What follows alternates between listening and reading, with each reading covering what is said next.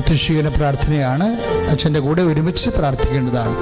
അമ്മേ പരിശുദ്ധ അമ്മേ, അമ്മേ പരിശുദ്ധ അമ്മേ, ദേവമാതാവേ, ദൈവമാതാവേ, കൃപാസനത്തിലൂടെ ഞങ്ങൾക്കും ഞങ്ങളുടെ ദേശത്തിനും അമ്മ മാധ്യസ്ഥം തേടി തന്ന എല്ലാ അനുഗ്രഹങ്ങൾക്കും കൃപകൾക്കും ഞങ്ങൾ ഈ പ്രഭാതത്തിൽ അതീവ സ്നേഹത്തോടെ ഹൃദയം നിറഞ്ഞ നന്ദി പറയുന്നു.